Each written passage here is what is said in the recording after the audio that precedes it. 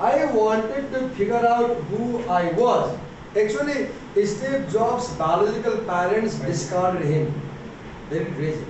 He was raised by foster parents. So he knew that people whom he calls his parents, they are not his real parents. So he wanted to know who his father was. He wanted to know who his mother was. Right? Okay. So Kotke that Job's quest seemed driven partly by not knowing his birth parents. There was a hole in him, that hole, who I am. And he was trying to fill that hole by finding out his parents. When Jobs told the folks at Atari that he was quitting to go search for a guru in India, the jovial Alcon was amused. He comes in and stares at me and declares, I'm going to find my guru. And I say, no, shit, that's super, write me. And he says he wants me to help pay. And now, Steve said, give me some money, I want to go to India. And I tell him, bullshit, I have no money to send to India. Then Alcon had an idea. Atari was making kits and shipping them to Munich, Germany, where they were built into finished machines and distributed by a wholesaler in Turin, Italy. But there was a problem because the games were designed for the American rate of 60 frames per second. There were frustrating interference problems in Europe, where the rate was 50 frames per second. Alcon skilled out a fix with Jobs and then offered to pay for him to go to Europe to implement it. So he said, okay, there is one solution. We are sending kids to Germany, they have problem. So the company will send to Germany. First go to Germany and you solve that problem. And from Germany you can go to India. That was a good solution.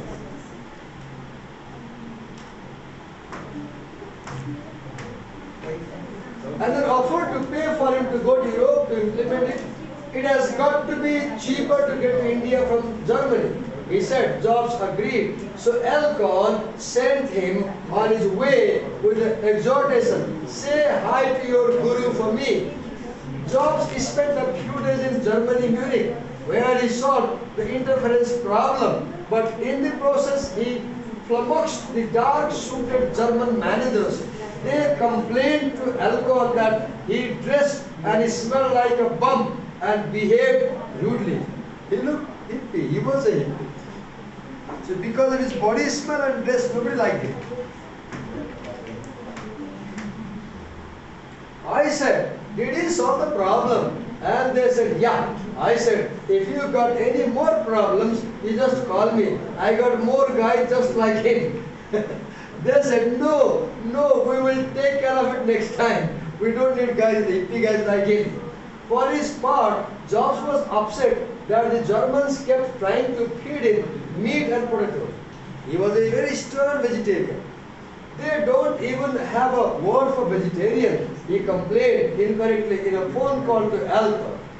He had a better time when he took the train to see the distributor in Turin, Italy, where the Italian pastas and his horse camaraderie were more simpatico. I had a wonderful couple of weeks in Turin, which is the charged-up industrial town, he recalled. The distributor took me every night to dinner at this place where there were only 8 tables and no menu.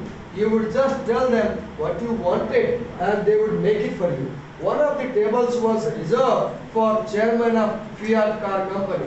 It was really super restaurant. He next went to Lugano, Switzerland, where he stayed with Friedland's uncle, and from there he took a flight to India.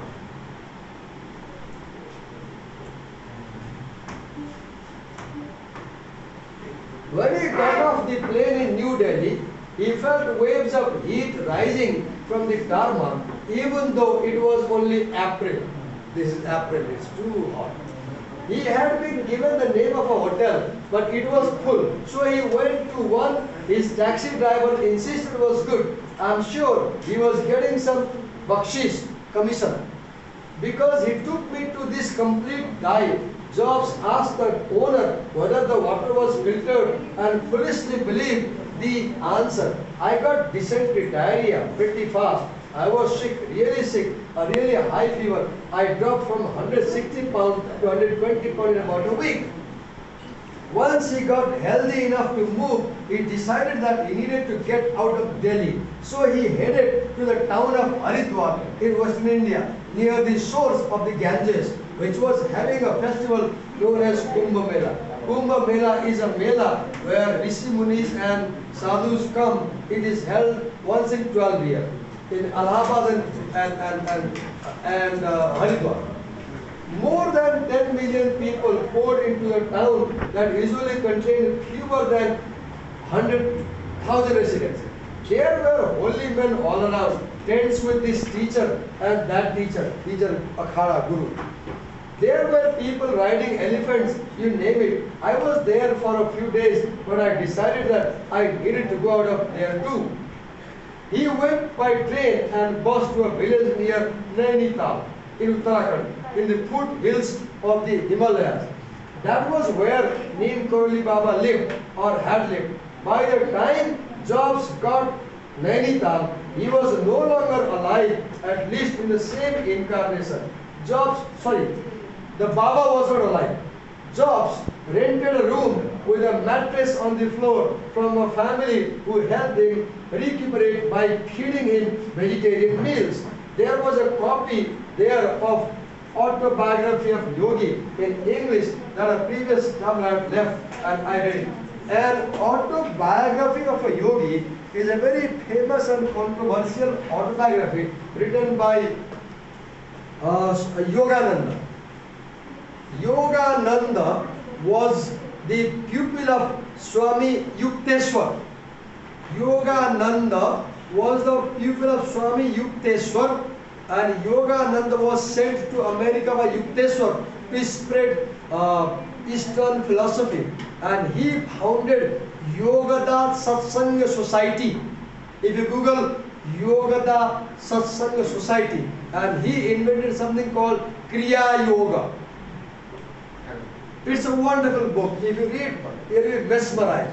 I bought English copy, Hindi copy, Nepali copy, 3 copies, and I read them. But it's controversial. If you like reading spiritual things, you can choose to read. It's available in Raka Pustak.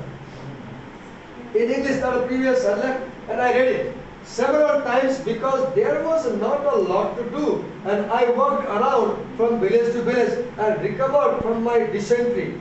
Among those who were part of the community, there was Larry Brilliant, an epidemiologist, one who deals with infectious diseases, who was working to eradicate smallpox, who later ran Google's philanthropic arm and the Skoll Foundation. He became Jobs' lifelong friend.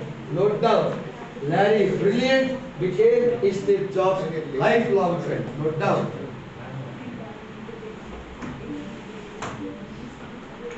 At one point, Jobs was told of a young Hindu holy man who was holding a gathering of his followers at the Himalayan estate of a wealthy businessman.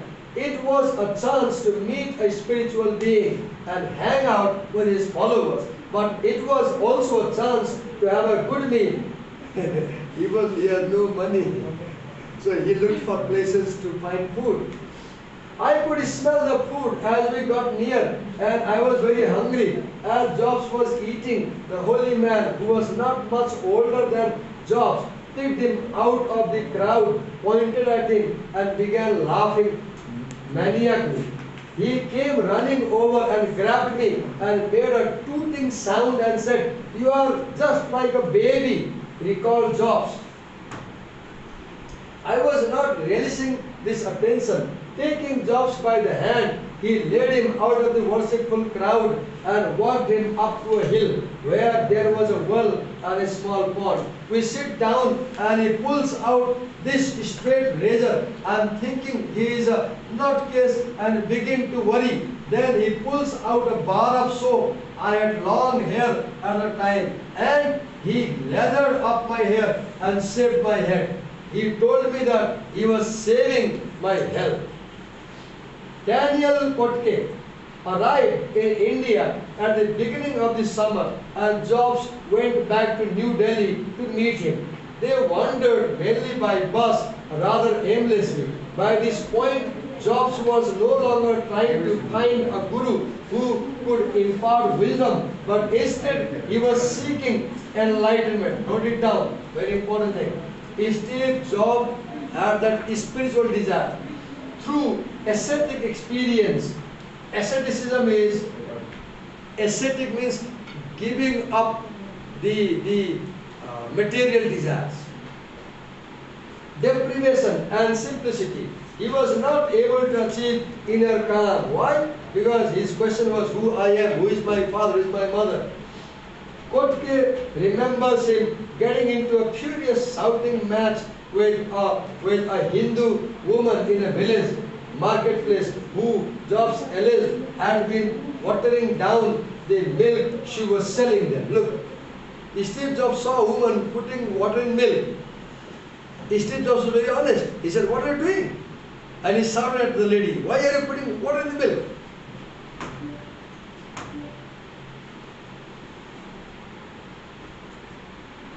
I'll read the whole story like this. And you follow. Right? I'll read the whole story. Whether you feel sleepy even then, I'll read the story. I've decided. Yet Jobs could also be generous.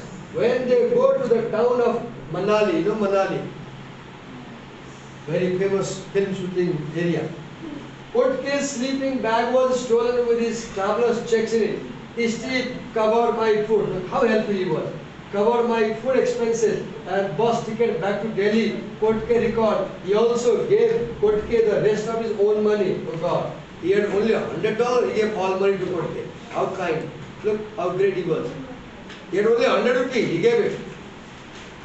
During his 7 months in India, he had written to his parents only sporadically, getting mail at the American Express office in New Delhi when he passed through, and so they were somewhat surprised when they got a call from the Oakland airport asking them to pick him up.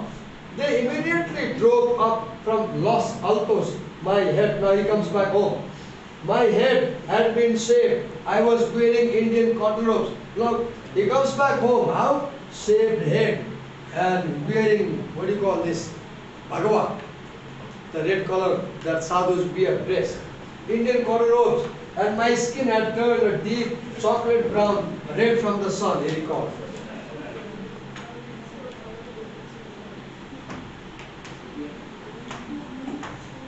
So, I'm sitting there and my parents walked past me about 5 times, and finally my mother came up and said, Steve, and I said, hi.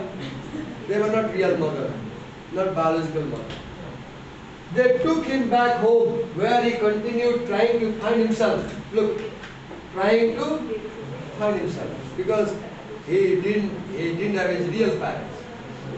It was a pursuit with many paths toward enlightenment. In the morning and evening, he would meditate and study Zen Buddhism.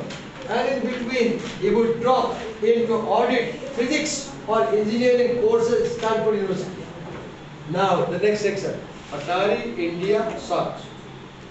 Jobs' interest in Eastern spirituality, Hinduism, Zen Buddhism, and the search for enlightenment was not merely the passing phase of a 19-year-old.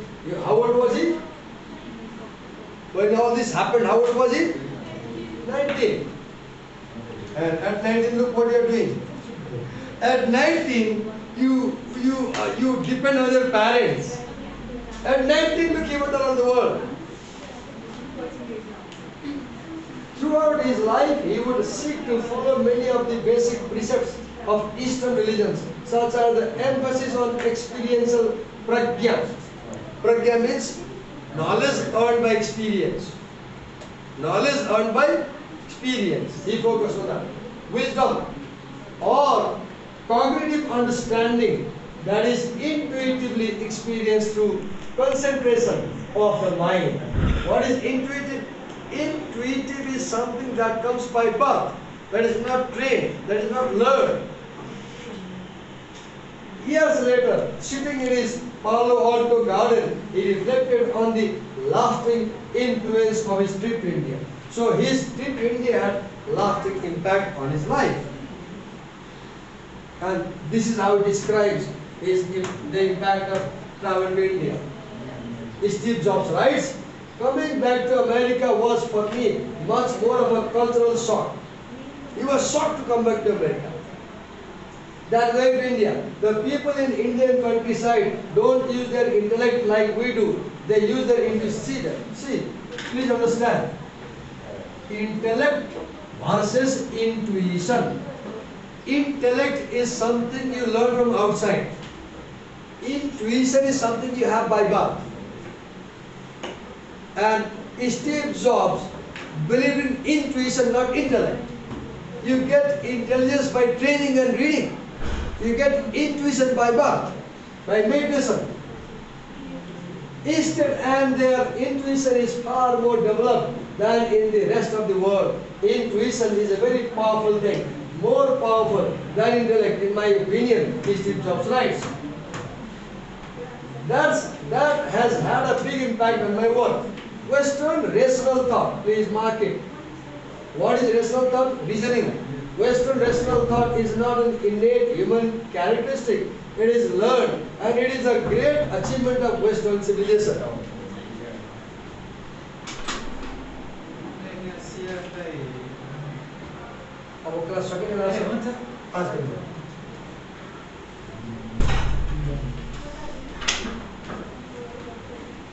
In the villages of India, they never learned intelligence. They learned something else, which is in some way just as valuable, but in other ways is not. That's the power of intuition and experiential wisdom. Wisdom that you acquire by experience. Coming back after 7 months in Indian villages, how long did he spend in India? 7 months. I saw the craziness of the Western world as well as its capacity for rational thought. If you just sit and observe, you will see how restless your mind is. If you try to calm your mind, it only makes it worse. But over time it does calm. And when it does calm, there is room to hear more subtle things. That's when your intuition starts to blossom and you start to see things more clearly and be in the present mode. Your mind just slows down and you see a tremendous expanse in the moment. You see so much more than you could see before. It's a discipline you have to practice. Practice what? Meditation. Practice what? Intuition. Practice what? Experiential wisdom. Wisdom by experience. Zen has been a deep influence in my life ever since he writes. At one point, I was thinking about going to Japan and trying to get into the El-Heiji monastery, but my spiritual advisor urged me to stay here in India. Here in America. He said, there is nothing over there that is not here, and he was correct. I learned the truth of the Zen saying what? If you are willing to travel around the world to meet a teacher, one will appear next door. Zen said, if you have real desire to meet a teacher, the teacher will come to you. Jobs did in fact find a teacher right in his own neighborhood. Shunryu Suzuki, who wrote Zen Mind, Beginner's Mind, and ran the San Francisco Zen Center, used to come to Los Altos every Wednesday evening to lecture and meditate with a small group of followers. After a while, he asked his assistant, Kobun Chino Otogawa, to open a full-time center there. Jobs became a faithful follower.